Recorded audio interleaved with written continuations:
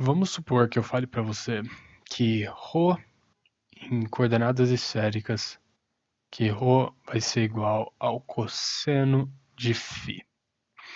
E daí eu te pergunto para você escrever, né? Escrever isso em coordenadas retangulares,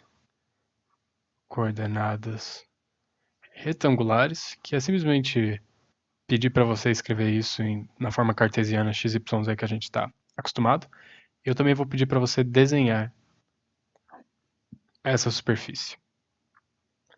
Né? Como que essa superfície é? Então, vamos dar uma olhada nisso.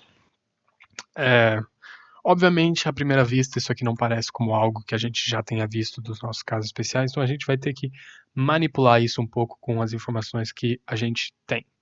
Então, quais as duas informações que a gente tem? Bem, primeiro vamos olhar para ρ.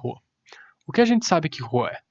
Bem, eu sei que ρ ao quadrado é igual a x ao quadrado mais y ao quadrado mais z ao quadrado. Então seria interessante eu deixar isso aqui em termos de ρ ao quadrado, né? Então se ρ é igual ao cosseno de φ, ρ ao quadrado vai ser igual ao cosseno ao quadrado de φ, certo? Bem simples. E daí eu posso substituir ρ ao quadrado por isso, x ao quadrado mais y ao quadrado mais z ao quadrado é igual ao cosseno ao quadrado de φ. Bem interessante. Agora, o problema é que isso aqui está quase em coordenadas retangulares, mas ainda não está completamente em coordenadas retangulares, né? Então, outro jeito que eu posso fazer vamos ver aqui z. A gente sabe que z é a mesma coisa que ρ, que multiplica o cosseno de φ, certo? Mas nesse caso, ρ é cosseno de φ. Então eu posso falar que z é igual ao cosseno de φ, que multiplica o cosseno de φ, ou seja, z é igual ao cosseno ao quadrado de φ. Então olha só que legal, eu posso pegar cosseno ao quadrado de φ nessa parte e substituir por z, não é? Então a gente vai ficar aqui x ao quadrado mais y ao quadrado mais z ao quadrado é igual a z, certo? E aqui, simplesmente deixando todo mundo junto, né? X ao quadrado mais y ao quadrado mais z ao quadrado menos z é igual a zero. E você pode perceber que eu deixei um espacinho aqui, né? Isso aqui foi proposital. É que eu quero já começar a pensar em como que eu vou descrever essa superfície. E eu vejo que eu tenho z ao quadrado e eu tenho z aqui. Então eu quero transformar isso aqui num trinômio quadrado perfeito, né? Naquela forma especial a menos b ao quadrado. E vocês lembram isso de ensino médio? Você sabe que isso aqui resulta em a ao quadrado menos duas vezes o primeiro vezes o segundo mais o quadrado do segundo, né? Se eu conseguir deixar isso aqui nessa forma, vai me ajudar muito. Então eu tenho z ao quadrado e eu tenho menos z. Então, obviamente, o primeiro termo disso aqui, deixa eu só copiar esses dois primeiros termos aqui.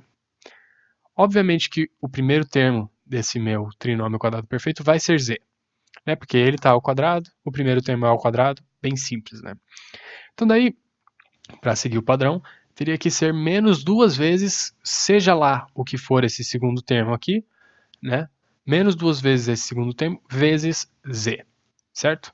Então, eu já tenho z aqui. Então significa que duas vezes o meu segundo termo tem que dar 1, né? Porque isso aqui é 1 vezes z. Certo? E qual número que multiplicado por 2 dá igual a 1? Bem, é meio, né? É meio. E se você não acredita em mim, só faz. Duas vezes o primeiro, z, então fica 2z, vezes o segundo, que é meio. 2 vezes meio dá 1. Então a gente fica com z, certo? Só que daí, para eu terminar esse quadrado perfeito, eu teria que adicionar, né, aqui, o quadrado do segundo, que nesse caso o quadrado de 1 meio é 1 quarto. Então eu preciso adicionar 1 quarto aqui. Mas eu não posso simplesmente adicionar 1 quarto nessa equação, né, porque isso muda a equação. Então, para isso aqui dar certo, eu tenho que adicionar 1 quarto aqui e eu tenho que adicionar 1 quarto aqui. Como eu adicionei 1 quarto dos dois lados, então a equação continua válida, né? E eu fiz isso simplesmente para poder juntar esses três termos em uma equação mais simplificada, que seria assim. Isso aqui se chama completar o quadrado. Né? É esse tipo de operação que a gente fez. A gente simplesmente completou o quadrado. Né? E tudo isso aqui tem que ser igual a 1/4. Certo? Então, isso aqui já é Isso aqui já responde a minha parte A, né? A gente transformou isso aqui em coordenadas cartesianas. E também já me responde a minha segunda parte, ó. Se você reconhecer esse tipo de equação, isso aqui é uma equação para uma esfera. Isso aqui é uma equação para uma esfera.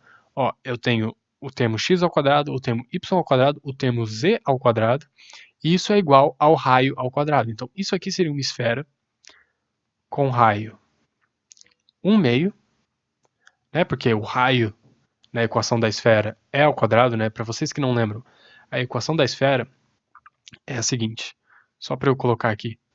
Ela é x menos o valor do centro de x, então onde que o centro da minha esfera está na coordenada x ao quadrado, mais y menos a coordenada do centro de y ao quadrado, mais z menos a coordenada do centro de z ao quadrado, e tudo isso aqui tem que ser igual ao meu raio ao quadrado. Né? Isso aqui que é uma equação de uma esfera normal. Agora, essa aqui, como tudo isso é igual a 1/4 e eu sei que tudo isso tem que ser igual ao raio ao quadrado, eu já sei que o raio então é meio, certo? Bem simples. E qual seria o centro dessa esfera? Qual seria o centro dessa esfera? Bem, olhando aqui para o termo x, x não está sendo tirado de nada, né? Que a gente falaria que tira o termo do centro. Então, eu já sei que o termo do centro de x é zero. Né? Porque se você colocasse aqui isso aqui valendo zero, seria x menos zero, que é x, ao quadrado, vem para o x ao quadrado. Né? Mesma coisa para o y. Agora, para o z, ele está sendo subtraído de alguma coisa. Então, eu sei que a coordenada do centro em z é 1/2. Então, se eu tivesse que desenhar essa esfera,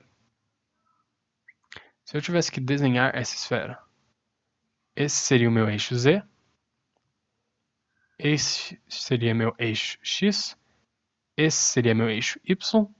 Vamos supor que aqui é 1, então aqui seria 1/2. Né? E isso aqui é o meu z, x e y.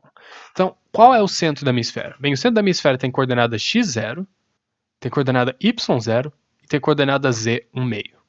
Então, o centro da minha esfera é bem aqui. Esse é o centro da minha esfera. E qual é o raio dessa minha esfera? Bem, o raio dessa minha esfera é 1/2.